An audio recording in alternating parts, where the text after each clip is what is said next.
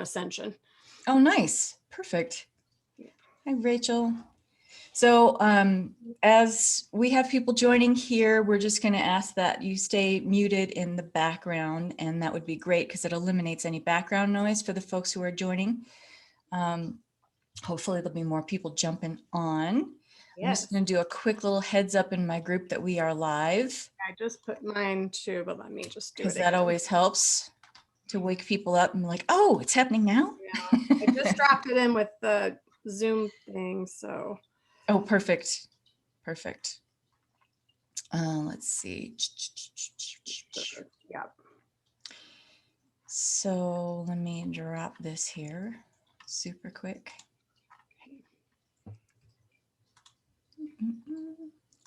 Okay. So let's just get into it, Becky, shall we? Yes, let's just go ahead and start. And late joiners will just be late joiners, and that's okay too. And you're recording, aren't you? So I'm recording right now. And this is episode 9 of All Things Ascension. This is an ongoing series that I'm doing weekly. At least I hope it turns out to be weekly.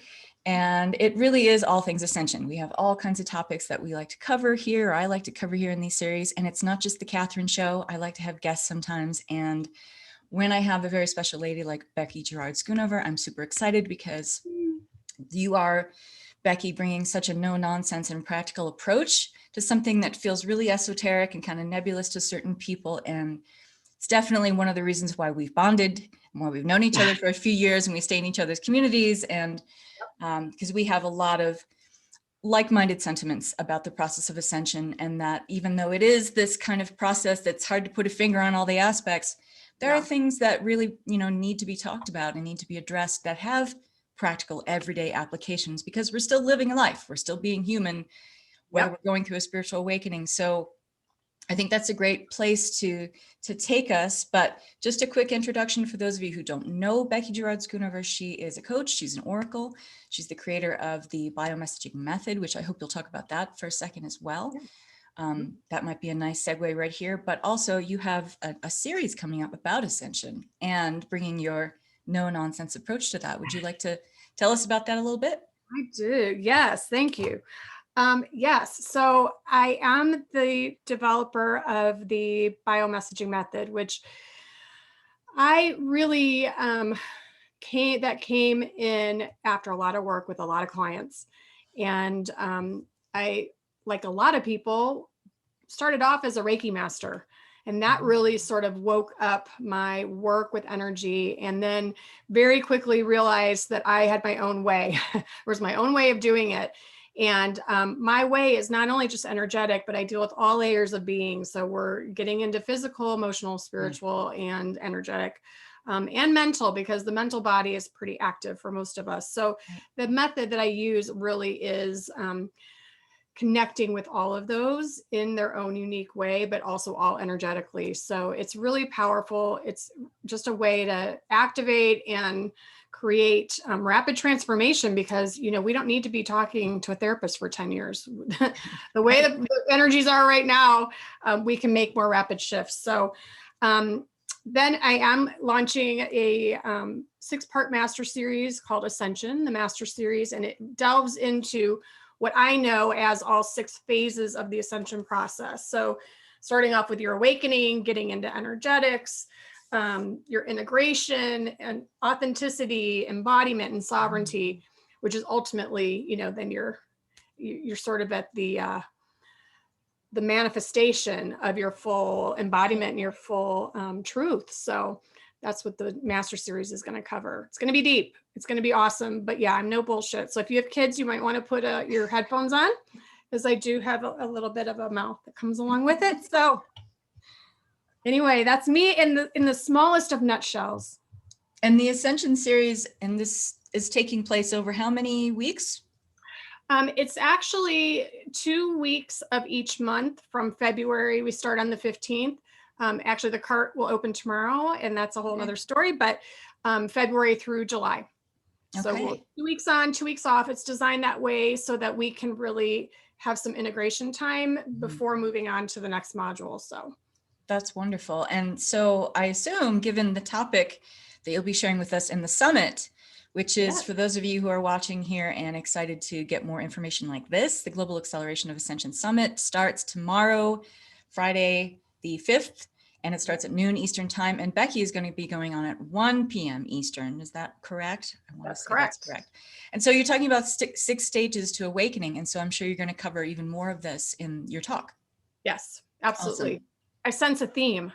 Hey, why not? I love it.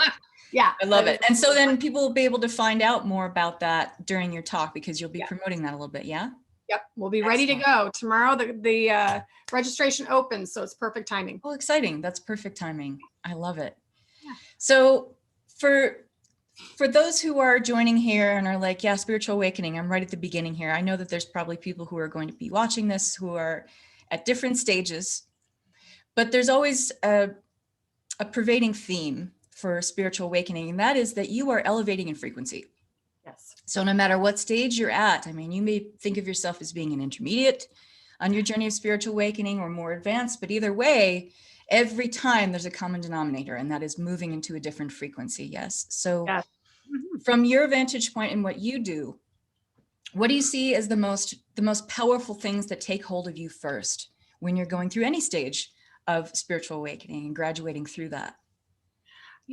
That's such a great question. I think what I see, I primarily work with women. Well, I only work with women. Maybe that'll change. But for women, what I notice, regardless of the phase you're in, whether you're just starting to wake up to the fact that maybe there's something besides just me and my 3D self, or you've been at it for a while, maybe you're a little more seasoned on the journey. Right. When we're moving into higher states of frequency and holding more, often what I see is that women start feeling some low level sense of discontent. Mm-hmm. Something that often they can't name. They feel something doesn't feel right, or things that used to satisfy them no longer do. Relationships that used to work really well no longer do. And all of that, they're like, what's happening? Why are all these things falling away? Or why do I feel so unsettled? And that's always to me like, ding, ding, ding, here we are. We're moving really. Right. I don't view ascension as a linear thing, but the fact is we do start connecting with and resonating with higher frequencies. We can hold them.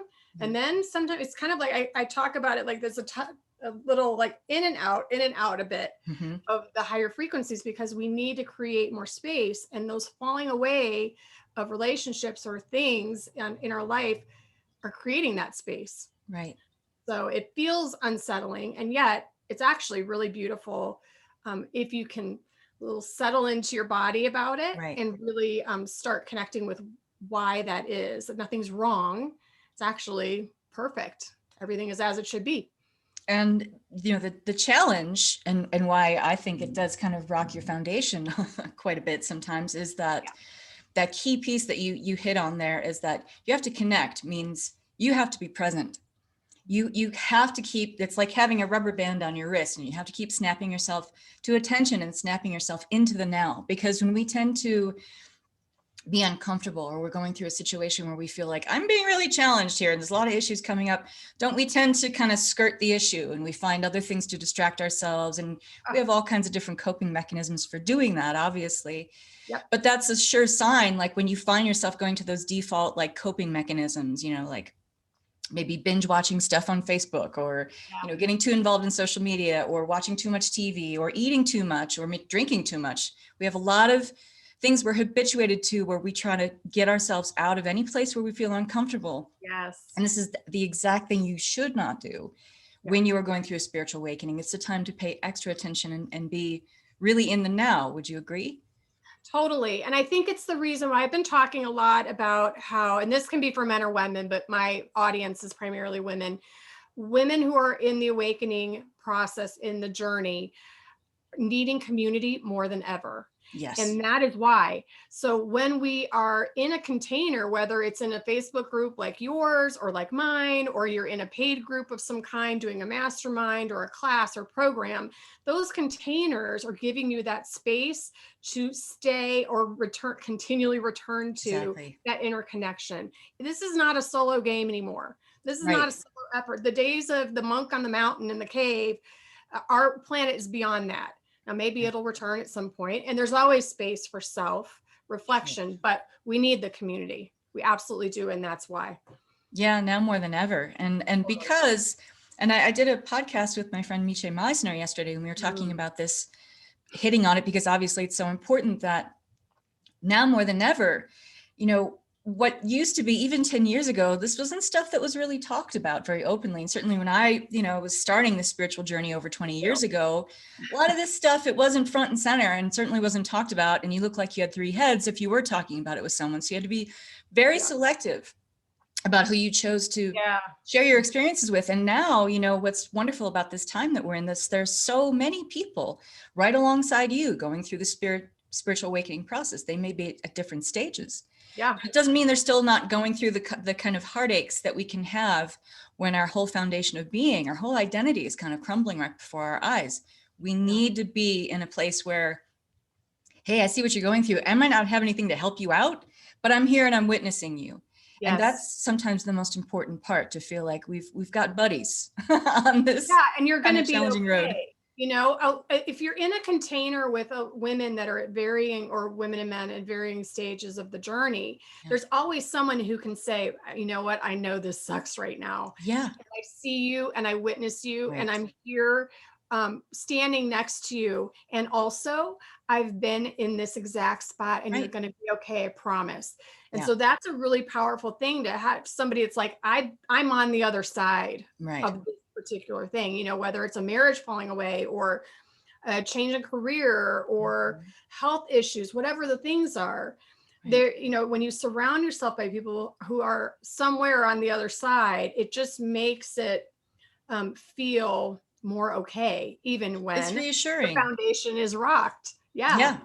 Totally. And sometimes people just need to have that reassurance. Maybe the how isn't there yet of how they're going to get to the other side, but if they can just hear or know and see that someone else made it, they tend to go less into that trauma response of being in panic, like, everything is falling apart. And that breakdown, it really is a breakthrough. And that's also something that is so powerful to remind people often, that it feels like a breakdown, looks like it, feels like it, smells like it, but it's actually, it's a breakthrough, and it's you ushering in a more authentic version of yourself, you know, who you really want to be in your daydream moments. When you think about what your life could be like, that's accessible. It's always been. And now we've been, you know, we're in a place where we're incubating this, and it feels more real to really design our ideal life more than ever before. Would you agree? Totally. And the thing about it is, you know, we're really attached to the lives we've created, to the stories that we're in, to the relationships we have. And remembering that if you are stepping into your truth and living from that authentic place, and all the actions you are taking are out of your highest good and out of your truth, they're also in the highest good of those around you. Exactly. It's just divine order. You're not harming anyone. They may not like it. There may be, you know, especially like say a relationship's falling away, but you have to trust that you being in your truth can't harm another person if you're acting in integrity. And that's giving them often a launching into their own spiritual journey. So, you know, that's the other reason why being around other people that are, you know, at various places, it can help you to understand those kinds of things versus going, I can't divorce my husband when I have 4 kids at home. I don't care what I feel. And then going, you know, you will self-destruct if you are denying that part of yourself. I think you can't unknow what you know. You can't unknow what you know. It's so true. It's so true. And we get into that place, I think, of self-deception when we get messages and we feel like, well, I don't know if this is coming from ego, or I don't know if this is coming from my higher God self. And when we're so close to our own pain, and we're so close to our own transition, it's hard in those moments to see. So is there advice that you give to your clients when they're in that space of like, I don't know which voice to listen to. There's definitely a lot of inner voices happening, but I don't know which one is right. What do you say to your clients in that space?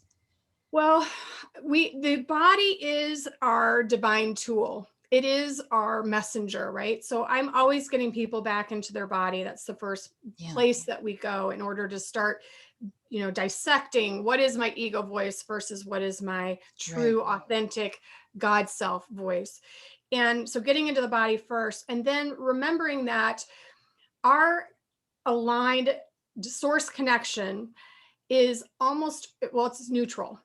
Yeah. And so if you're feeling a sense of panic, you're feeling a sense of urgency, you're feeling a sense of intense fear, any of those kinds of feelings are typically coming from ego, because our aligned voice it just is. Right. Now you may feel like, oh boy, there's maybe an excitement, or I'm not saying you're devoid of feeling around it, but that sense of like, oh my God, or I have to do this right now, or panic, none of that is coming from God's self. Exactly. And even those who are on the other side of, yes, being super excited and waking up and feeling, okay, now I've woken up, I have to take all these programs, I have to work with this person. That's ego too. It is. Sometimes people get swept up in that, and it's a great feeling, but at the same time, there is no rush. Nope. I tell people all the time, if you're on that journey of spiritual awakening and you know that you are waking up to something that feels new, more authentic, more genuine than it ever has, there is no rush, because you're exactly where you need to be. And that's a powerful reminder. Yeah. And you can't rush something. You're meant to know what you're meant to know. And that's it. And it's wonderful to push yourself a little bit to elevate and know more about where you're at. There's nothing wrong in learning that. But when you feel a sense of undue urgency about it, that's usually ego has the reins there. Totally. And I always share a really powerful but simple tool with people is tuning into your place of truth. Some people do pendulum dowsing. Some people consult their oracle cards. There's a lot of ways, but to me, and I've been teaching this for 20 years, just going into that place of truth, it's in your body. Again, we have that natural and incredible gift of biofeedback. Yep. Right? Absolutely. Yeah. It'll tell you every time when something is false and when something is true. And if you get used to that in the body, and I just tell people, say your name out loud. Yeah. My name is Kathryn Massell. Where do I feel that? I feel that right above my belly button. Yep. And I say it enough times so that I can kind of foolproof it and make sure that's my place of truth. And then I do the same thing to find my place of falsehood. My name is, I'll usually say my dad's name or my age. I'm 13 years old. It's fun to say it. It's not true. Yeah. And my body will tell me every time where it's not true. And that usually registers right below my heart. Yeah. You can do that by muscle testing. You can do it by leaning. You can do it. I also talk about doing what I call the rapid fire. So, and I'll do it with my clients. I'll say, if they're trying to get to something, I'll ask a question. I'm like, give me the answer before you have the time to form a thought. Right. So it's like, do you want to take this program? Yes, that's your answer before the ego has its chance to start running its happy little mouth. So if you can train yourself to that's that quick response. It's like right underneath that ego consciousness. It's just right under there. And it's something I practice a lot with my clients that helps. Or I'll just say, is that true? Yeah. I always get it's always yes or no. And it's a great tool. And sometimes people forget that there's some simple tools here. Not everything has to be super involved and convoluted. Sometimes the best tools for your ascension process are the quick and dirty ones, the real simple ones, like what I just shared and what you just shared. We forget sometimes like, oh, it can be that easy. It can. I'm not saying what's after that is easy because you have to integrate that new piece of knowledge or that new level of wisdom for yourself. But the tools that we use can actually be quite simple. Yeah, the tools we're using to connect with self always are simple. Yeah. I mean, at the end of the day, the other parts and pieces may be more complex but the way to tune into self, it's always, to me, simplicity is everything. Why do you think that is? Why do you think that we mistrust the simple tools? Is it we trust it more if it feels like there's steps? Or it becomes complicated, but we have to trust it more because humans, we love complexity. We love to make things complicated. That's what we do. We're creative that way. But why do you think that is? That we don't trust? I just think it's programming. I think there's a lot of cultural and societal programming that really values the striving, really values the, overcoming. And so when it feels simple, it's like, well, what? if it's like, oh, I have to claw my way to the information and to Right. get to it, it somehow feels more legitimate. And Mhm. actually the opposite is true. So I just think it's just the way that we like to be as humans, to feel Yeah. stronger. And I actually feel, I'm all about frequency, and words are really important to me. So I'm always affirming also to my clients as they're working, they'll have that moment. It's like, is that true? No. It's like, okay. And feel that in your body. And Yeah. also how fucking empowering that is. Like, be right here, right now. Don't do another thing. And I really get them to start feeling the actual essence of the frequency, because that's a skill that as we are Yeah, it is. being on this planet, we've got to learn what the frequency actually feels like in our body. Yeah. And we've been kind of swindled out of knowing what the essence of real truth feels like in our body. I'm just going to say Totally. it. Yep. We have been, and we've also been taught to outsource our intelligence or a higher knowing. We go to a priest, we go to a therapist, we go to a coach or a mentor in the spiritual community. And we've been kind of tragically, swindled out of this idea that we have this truth that resides in us. We just have not learned how to truly connect with it. What if, in kindergarten, teachers taught kids how to connect with, okay, how do you know something's true in your body? What if you had that tool when you were like 6 or 7 years old? I know my life would have been incredibly different. Well, yeah, it's funny because those of you who know me know this, but my children are 32, 28, and 6. Well, the way my 32 and 28-year-old was raised very different. My 6-year-old, this is how we talk. Yeah, Everything there you he go. does is, how does that feel in your body? Or, it is constantly, and he goes to a Waldorf school, and that's very much a part of their process. Mm-hmm. The inner world and the inner connection is everything. So it's, to me, it's just such a gift to watch it be so unadulterated in Right. him, and how he can verbalize it and articulate. It's really beautiful. Well, and children, they live so close to source in so many Yeah. ways that it's natural for them to speak the language of frequency. Yeah, totally. And fluently. And sometimes in that respect, they have a lot to teach us as adults because we've been so learned out of it. And so, detached from that in a lot of different ways. And truly that's what spiritual awakening is. And I want to touch on that quickly, is that, we all have this ability, but we can anchor into and embody the spiritual awakening. But that truly is our decision if we want to keep this new frequency. That's right. That we are being ushered into or being invited into. We have free will choice. We can refuse spiritual awakening. Absolutely. It's going to suck if you do. It's going to be a really suck. bumpy, very Right. difficult, uncomfortable ride. But you can keep choosing that. The persnickety nature of the universe, though, is it'll keep going like this to you over and over and over again. It'll give you the same clues and cues over and over again until you finally say, okay, because that is your natural state. That's right. And when we are in self-deception about what our natural state is, and that is to be awake and aware and living with the essence of our own truth and what resides as truth for us. Yeah. Hopefully it aligns with a higher spiritual truth with capital T. Mm-hmm. It can be, yes, jarring at first, but once you get past that, there are so many benefits to living at the sovereign level of self. You are literally viewing your whole entire, you have a vantage point of life through a different lens, right? Yes. The lens changes, doesn't it?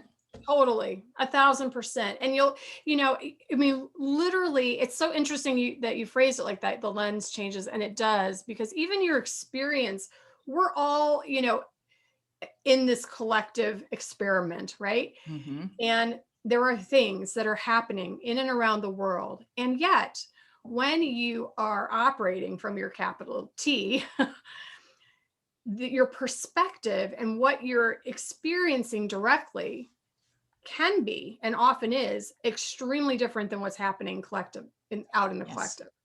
Mm-hmm. So you find that you're not as unsettled by things, that, you're not unaware, but it's just a very different way of being in your life than you were before. And quite frankly, even when things are difficult and difficult things still continue to happen, when you've touched in and you're so often connected with your truth, you don't want to be anywhere else. Mm-hmm. It's like, no matter what, this is a priority, no matter what. This Right. is where I live from, no matter what. Come what may, I'm relentless in the reconnection to my Right. God self. And relentless has been a big word for me lately, because it does feel like, whether it's the universe, like poke, poke, poke, poke, poke, chip it, or it's just that having to be somewhat disciplined about, I'm just constantly coming back here. Yeah. And I wouldn't have it any other way. Right.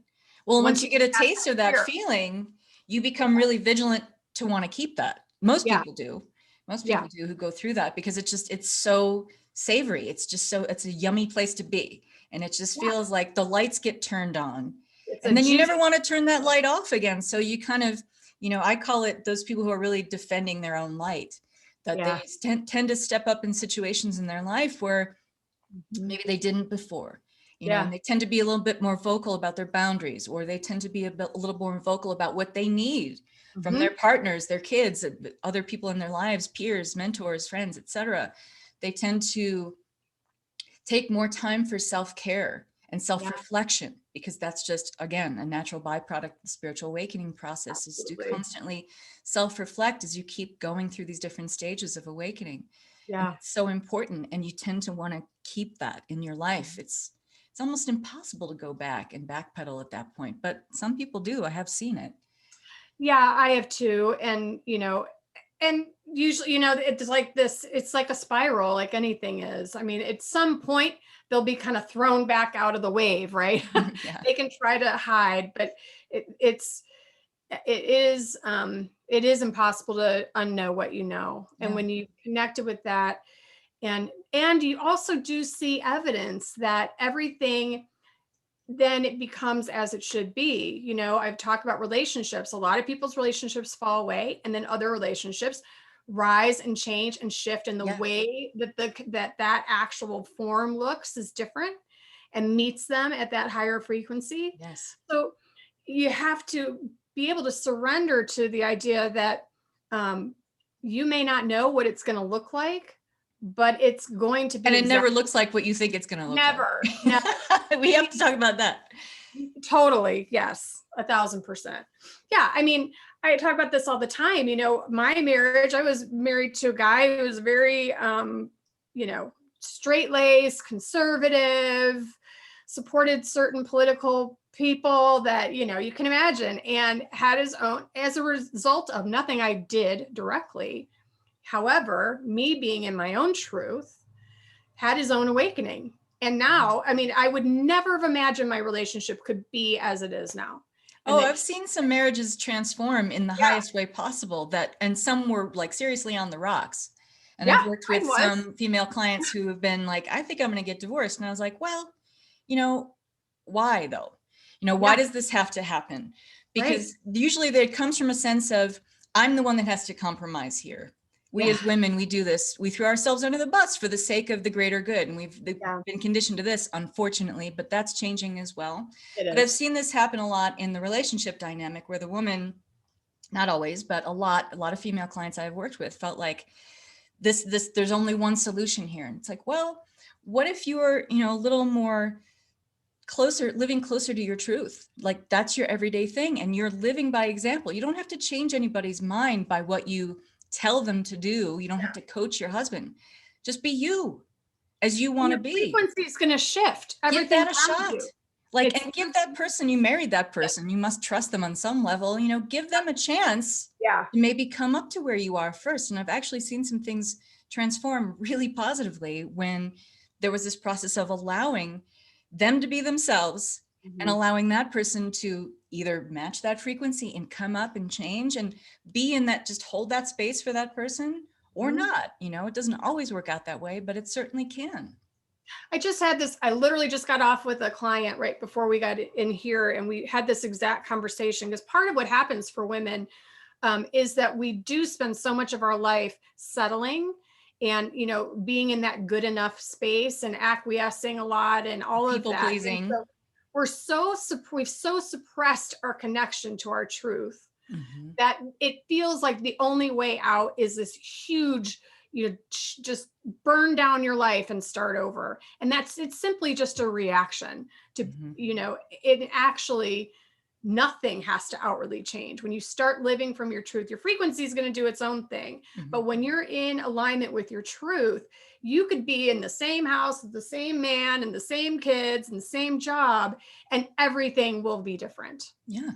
You don't have to blow up your life. It's one of the reasons why women resist when they start awakening, is they're like, I don't, I'm going to run away and live on an island and leave my kids. Like, Right. no, you don't have to do any of that.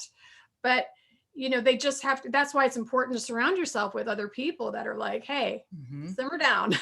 Right. I've been there, and you don't Yeah. have to blow up your life. Here's some things you want to look at Right. first. And that can be really helpful information, just to have even a couple tips or tricks from somebody who's already been through it.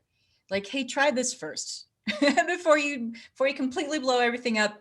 Give this a shot first. And sometimes that can really start to change the dynamic. Maybe it may not shift and transform everything overnight, but it's a step in the right direction. And we have to be patient with that, because sometimes we also think about spiritual awakening as being this like Kundalini awakening, and then all of a sudden you're seeing unicorns and rainbows and everything. No. Let's blow that myth up, shall we? I mean, sure, that can happen, but usually it's going to be some yogi who is sitting on the mountain somewhere, or a monk in a cave. But our everyday lives, it's like the universe looking out for us. Sometimes the shifts are very subtle, and the universe says, all right, we'll give you this as much as you can take. And the universe, I truly believe this. I've said this a million times, and it's truth for me with a capital T. The universe shows you exactly what you need to see and nothing more. It won't give you anything you can't handle. That's exactly right. It won't give you anything you can't handle. Right. So if you believe that is truth, then you can say, okay, I can do this. I can get this. But what do I need to get through this? Do I need, a support community? Do I need to have someone who's like my buddy on this journey with me? Do I need to read a book? Like, we have to be careful about what we need to keep progressing through. Because if we say yes to the universe, I want this awakening process, I'm okay with it being subtle shifts over time. When you say yes, the resources tend to show up from the universe to help support you, but you have to be willing to allow for knowing that these clues and cues are showing up. You have to pay attention. In other words, people are going to come into your life that have that answer that maybe you didn't even know how to form the question in the first place, but they just bring that essence into your life that is like that puzzle piece you needed. But you're not going to know it unless you're aware. And that's why I was saying before that, like, what you think the spiritual awakening process is going to look like hardly ever is. So that's why we have to vigilantly pay attention to, okay, what's coming into my radar in my daily life? What kind of people, what kind of conversations am I overhearing? Or what's that jingle on the radio? There's nuggets in there, and we forget to look for those little pieces. It's subtle. It's not a big Kundalini awakening all the time. No. What do you think about that? Yeah, I totally agree. And also, I think, in addition to paying attention, settling in and not being in such a damn hurry, because, often right at the beginning too, we tend to like, oh, I'm like on the fast track.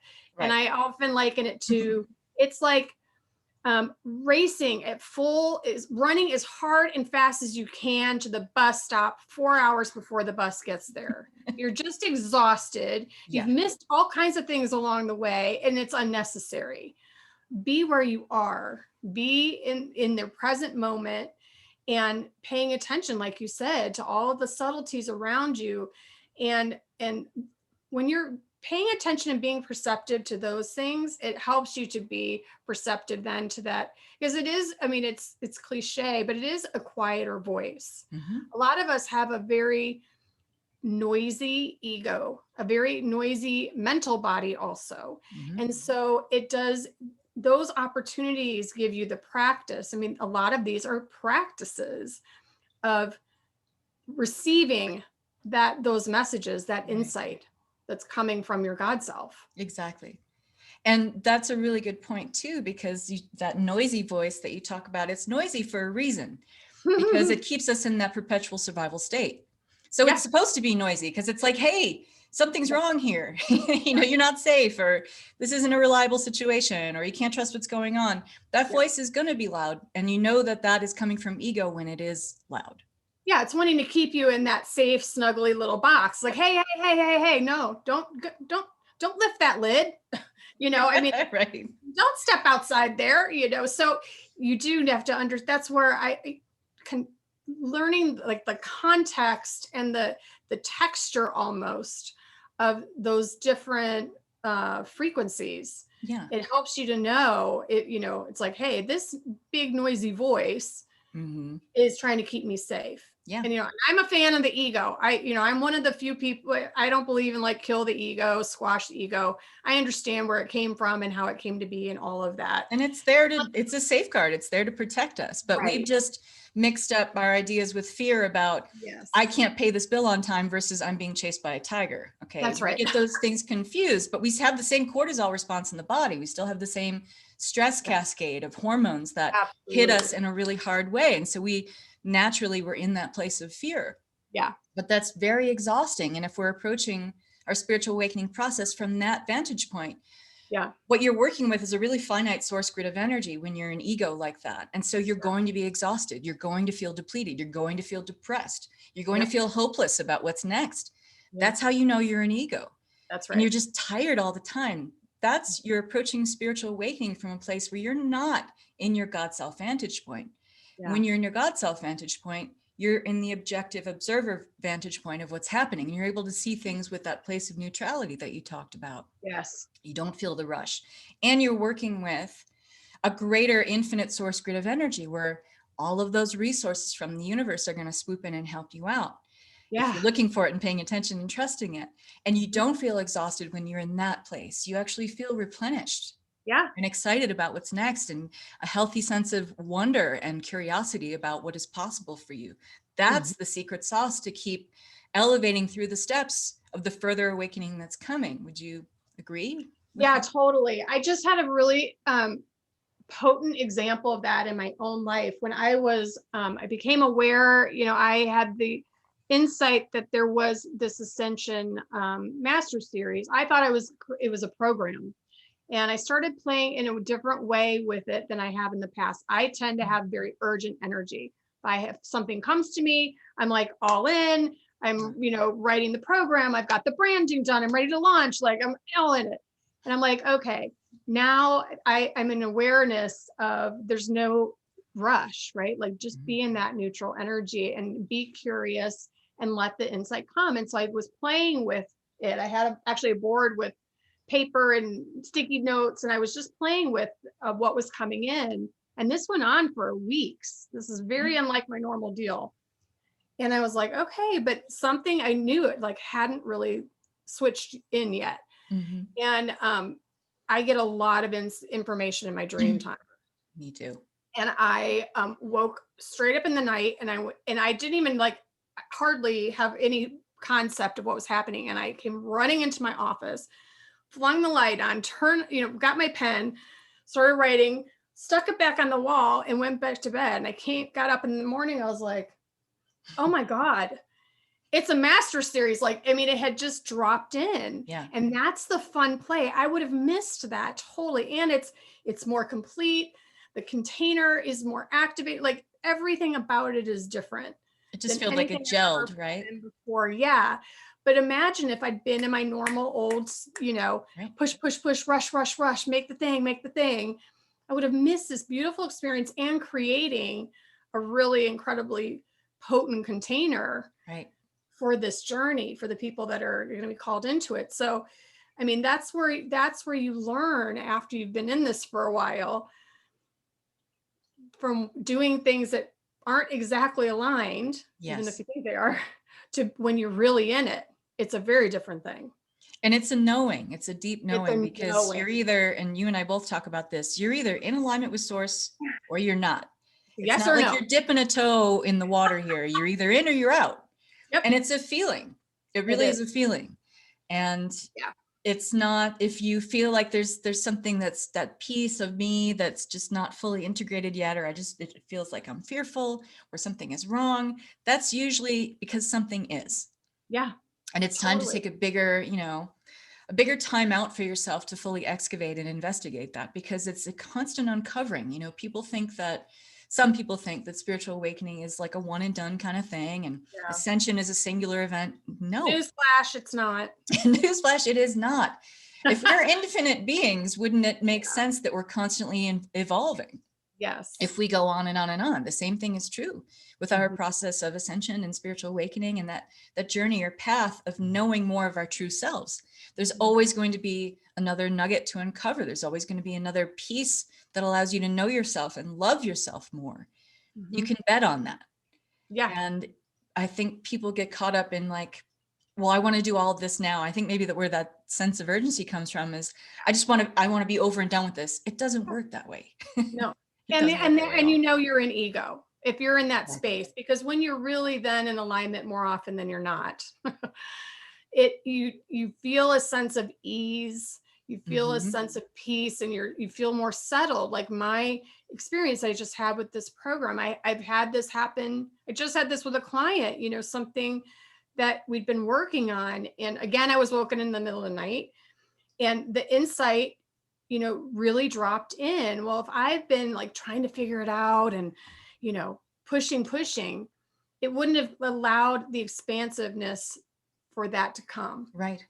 Yeah. Because that's what we're creating, is more expansiveness to let those higher frequencies come in and be present and hold them. Keep them so that you're expressing more of your truth into the world. I mean, ultimately that's what we're here for. Right. You get clear then about, whether it's your spiritual gifts or how you're expressing your unique energetic signature, your uniqueness out into the world. And we have to allow for some room for that. Yeah, totally.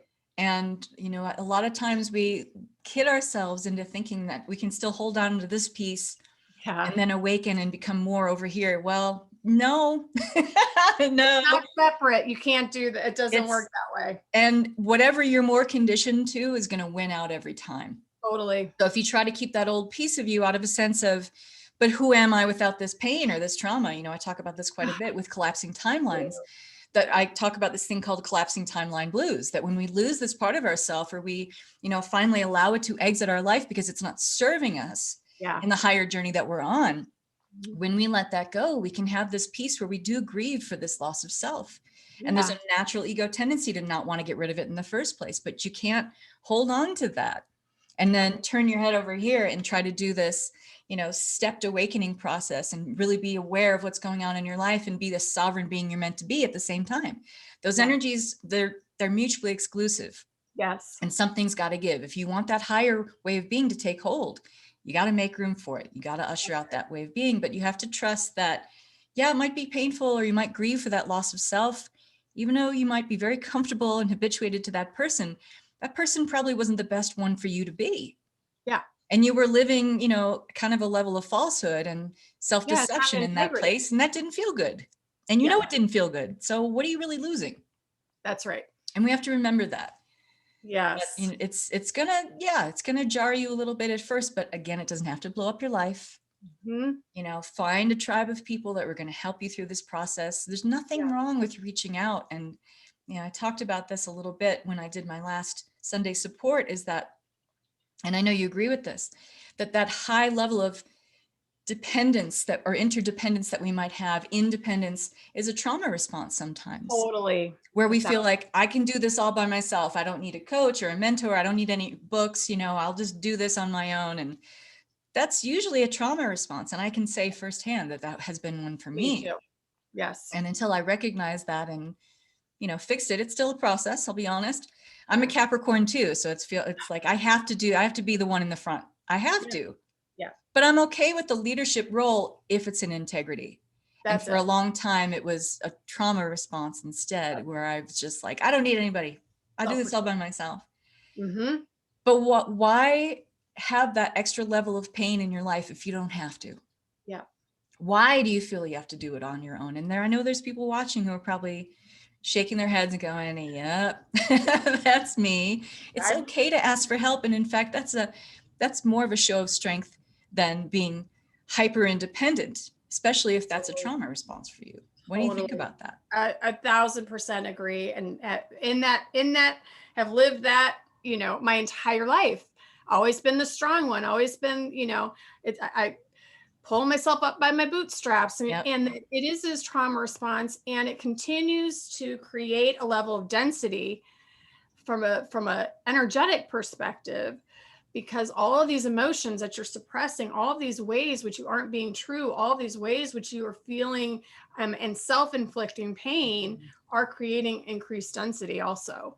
So it's just more to unpack then. Yes. Whereas if you can ask for help or connect with people who you trust and who are just going to hold you, it's the most powerful thing you can do if you're a person who's stepping out of a lot of trauma.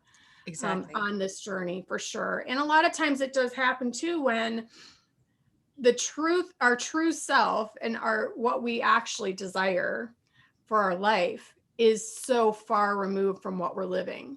Right. Yeah. So a lot of times we just continue to kind of hold on to all of that because it feels almost too big. It feels like too much of a gulf, and it's not actually true. It just feels that way. And so that's why it helps to have someone that can help you move through that. Yeah. If our default has been limitation for our entire life, it's going to feel tricky to move out of that at first and to feel like I'm asking for this thing and I know I could have it and it's wonderful, but it feels too big. Yeah. And we talk ourselves down, or we diminish or try to downsize what we really want. And that's a trauma response too, to be honest. To think that if it's smaller or lesser, it's probably easier for us to get. I've had a lifetime of doing that myself. So I can say firsthand, I know what that feels like. Me too. And that was a game I just played with myself. You're not playing that game with anybody else. Yep. You're playing that game with yourself of staying small and being in limitation and thinking that you can bargain for something lesser than, and you'll probably get that. Why? Yeah.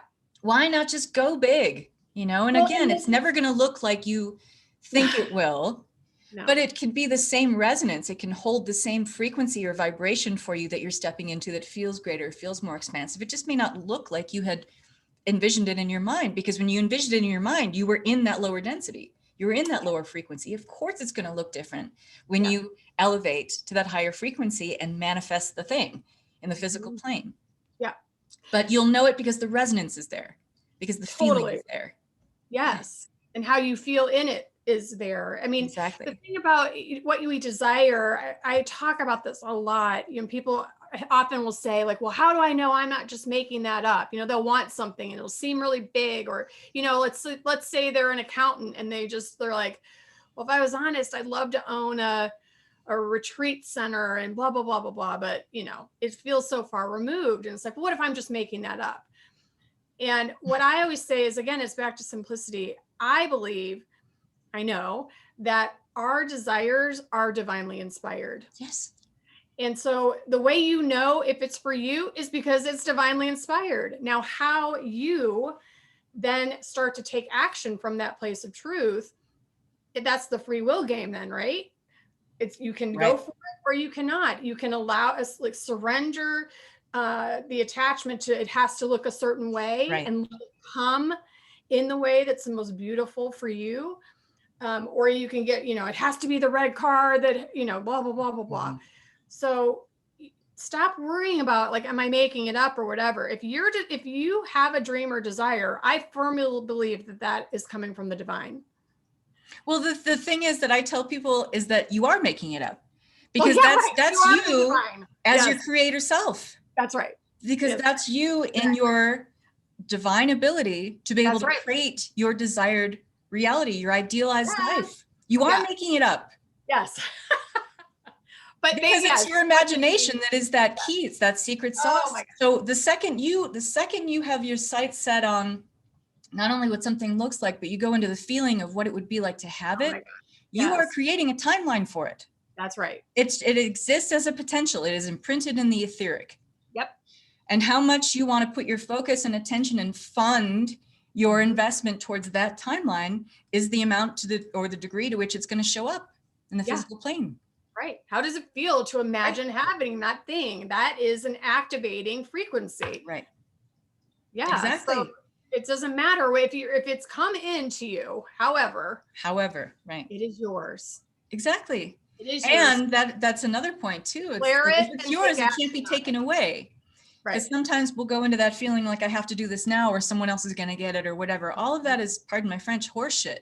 Yes. Because if it comes to you in that divinely inspired way, in your imagination where you make it up, it's already yours. You've already imprinted that. You've already, with your, secret sauce of your electromagnetic signature, you put the thought out there and you magnetized it to you through the feeling you're feeling. Yeah.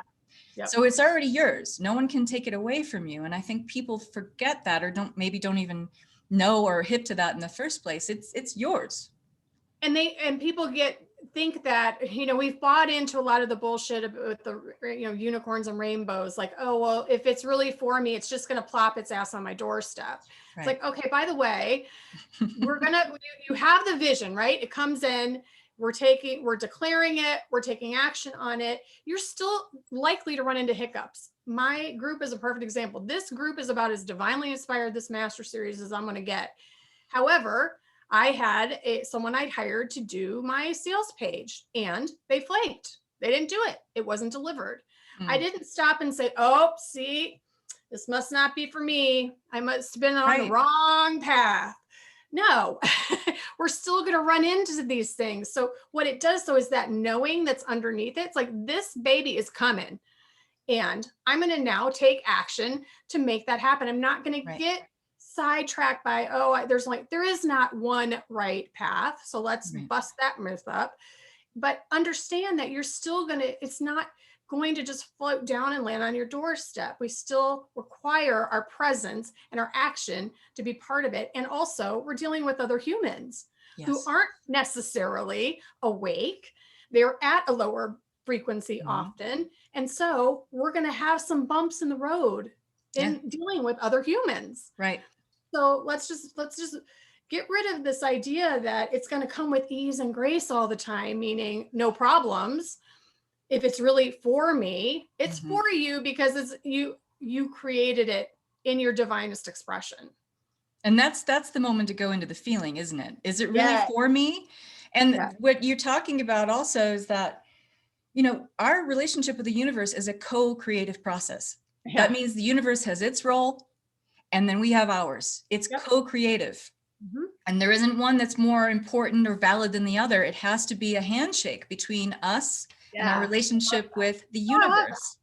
And when we have those hiccups, and I like to say this, people say when they have these things happen, I'm being tested. No, let's back that up. The universe does not test you. The universe asks you to make choices. That's all it's ever doing. It's not testing you. That implies that the universe has judgment or ego. It doesn't. It's asking you, neutral. How bad do you want it? How bad do you want it? So when we're in those challenging situations, that's what I always tell my clients. You're not being tested. You're being asked to make a choice. Do you want to go back to where you were before, where you feel like the littlest hiccup defeats you and you just stop doing what you're doing and you roll up and die? Or how bad do you want this thing? Are you willing to take this next baby step? Yes. I mean, I've done that so many times. I've done it. I mean, it's one of the reasons why I'm like, I'm like, but how many times that you see the slightest hiccup and it's like, oh, all right, well, I'm going to pack it up. Too bad. That would have been, darn, I really thought that'd be something. So it's that matter of like, how much more am I stepping into my fullest expression in this moment? This is my choice right here. Is exactly right. That's exactly the right way to look at it. And moving into that new frequency and being able to keep it, an integral part of that is what we're talking about here. We're getting to the meat and potatoes of what it takes is that you have to be willing to keep taking those, and they don't have to be huge quantum leaps. They can be baby steps as long as it's aligned with the frequency that feels, bigger and more expansive or neutral, as you like to say as well. If it feels right, doesn't matter how big the step is, just keep moving in that direction. The best way to do it is just maintain some momentum with it. Yeah, totally. And that's hard for some people because we tend to step a bit forward and go out of our comfort zone, and we pat ourselves in the back, as we should in those moments, right? But you don't stop there. You say, okay, am I okay here? Did the world fall apart? Did everything explode? No? Okay, good. Then I'm going to keep going, and I can take little steps. It's about maintaining the momentum and keeping going and trusting that, hey, if I just keep taking the steps in these right directions, things are just going to fall into place. Yeah. But your role is to trust and keep taking those steps. That inspired action, whatever you want to call it, has to keep going and gaining momentum. And that's when you gain that sense of your new normal, where it doesn't feel like these big leaps forward every time, way out of your comfort zone. It just feels like, I keep noticing that I'm safe as I keep moving in this direction. This is good. I'm going to keep doing this. And it becomes your new normal. Yeah. And that's how you keep. That's the real new normal, by the way. Yeah. Exactly. The bullshit new normal people are talking about. So I do want to wrap it up here a little bit, because we're almost to the top of the hour. But what I wanted to ask you, what piece of advice would you have? Because I know there's going to be some people listening who are at the inception of their spiritual awakening process. And I'd really like to have something for these folks who are like, what do I do next? What is the best piece, most powerful piece of advice? And I'm putting you on the spot here, but I know you can swing it. For those people who are really just starting out with this and are like, I just don't even know what to do first. Yeah. That's such a great question. I would say, first, reassure yourself. It might seem silly, but your ego is the part of you that's going to feel unsafe. So even if you're in the place of, I don't know what to do next. I just know that something is happening, or something could, or I'm feeling something that doesn't make sense. Just remind yourself, I'm safe. I'm okay. And I am going to find the next best step for me. It's just a matter of programming, really. So that will necessarily settle your ego down. Yeah. And I'm constantly talking to myself. It's a constant dialogue. And that's one of the best ways. You don't necessarily have to believe it. And I'm not talking about like faux affirmations or whatever. I'm saying, if it's true, I don't know what's next, but I'm safe, and I'm going to find the next best step for me. And it just will sort of ease your nervous system and let you drop into your body a little bit. And if you do nothing else, take a deep breath. This is how I tell everybody, the easiest way to get in your body, take a breath and imagine that you see the breath. It can be smoke, it could be light. It doesn't matter what you imagine it as. Let it go into your body. Imagine it down past your belly, into that pelvic bowl, swirling around and coming back up and out. It's a really easy way for you to just get in there and settle and calm your nervous system down, so that you can start to feel what your frequency actually feels like, and not everything around you. So I would start there, and then find communities that feel good in your system, that when you see the person, you're like, yeah, they feel good. They feel safe. I resonate in some way. Maybe I don't get what they're talking about. I don't know what she's talking about when she talks about a timeline, but there's something about her that feels good to me. Yeah. Be in that space. Be in that space. Yeah. That's great advice. And also remembering, like, try to keep it simple, meaning we don't have to talk our ego off the ledge all the time. If we approach this correctly, our ego ascends with us. That's exactly right. So we can talk to our ego, we can talk to ourselves, and we can ask. I'm always asking source consciousness, hook me up today with the right people that are jiving that is highest and best desired for myself and that person. Hook me up with the people who are also aligned with unity consciousness. Yeah. Hook me up with the right situations that align me with that. We forget that, again, simplicity. Yeah. You can ask. Be in that space. Take a breath. What's the best thing for me to do today? Right. What's most aligned with my highest journey today? Yeah. Align me with those people, the situations, etc. And don't be surprised at what happens, right? It will happen. It will happen. Oh yeah. Not in the way you think, but it will happen. Right?